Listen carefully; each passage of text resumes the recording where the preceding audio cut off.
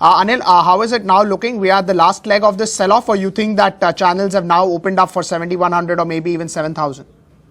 No, but I think all along when it broke 75.39, I had mentioned 7,100 as a possibility because that's where a lot of the major averages come into play. The 200-week exponential average is there. And also if you take the 5119 bottom and the 9119 top, the 50% retracement comes at about 7120. So I think from that perspective, 7,100 is not such a big deal. And what is it now? 200 points. I mean, if you can fall 130 a day, it looks like a day's and a half's work.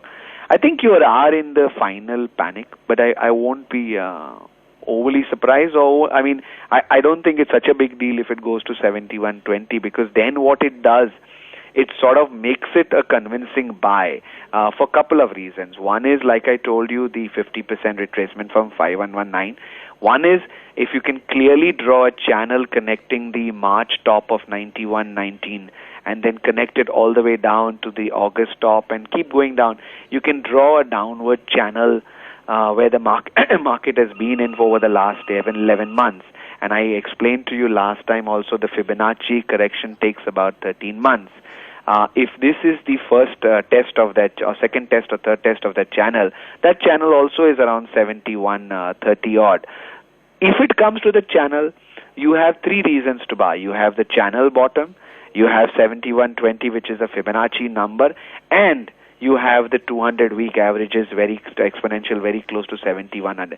At least then you have some reason. Right now, every time you're buying the market in every fall, you're just buying it because it looks oversold. And I've explained many times, oversold doesn't mean it has to bounce. Otherwise, from that reason, Ken, which is falling from 386, should be a convincing buy at any level, but it's still at 107 today. Or oil, which is falling from 117, should be a convincing buy at any time, but is still falling today at 27 bucks. So, oversold doesn't mean anything, but the markets have just been giving sort of tepid bounces. But at 7120, then you have lots of reason to go out and, at least on a technical basis, to go out and buy the market. Right. We've now corrected about 20% from the highs of 9,100 or 9,000 levels, closer to 9,100 levels.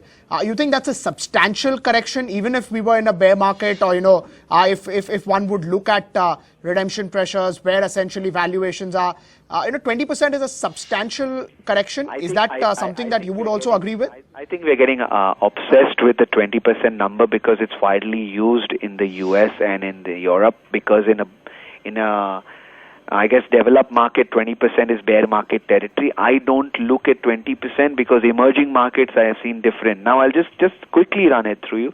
If you look in 2004, in 1 month we fell from 2,000 to 1,300 on the Nifty. That's over 30%. In 2006 we fell from 3,700 to 2,600. That's 30%. And the actual correction which this market sort of reflects today is the 2011 correction when we fell from 6,338 to 4,531. That is 28%, but we still bottomed out and rallied. So 20% to me in an emerging market, at least a high beta market like India, doesn't mean anything.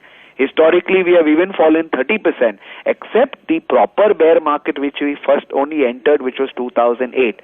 But if you take the 2004 correction, 2006 correction, and 2011 correction, each time it was somewhere between 28 and 30%, and it didn't damage the bull market. So I'm not going to fall into the trap of believing the 20% barrier is a bear market. For me, what India is doing is specifically a 13-month time frame correction with price anywhere somewhere around the 7,000 would still be okay for me. It still meets all the parameters of normal bull market correction from India. So I'm not in the camp that we believe that we are in a bear market. And specifically till December, the mid-caps are making life highs. That cannot be a bear market correction because the correction started in March last year.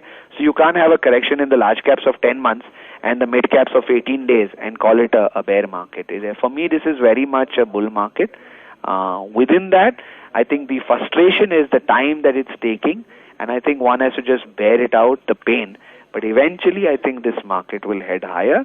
But to answer your question, if it comes to 71.20 in this move, for me, it's a buy.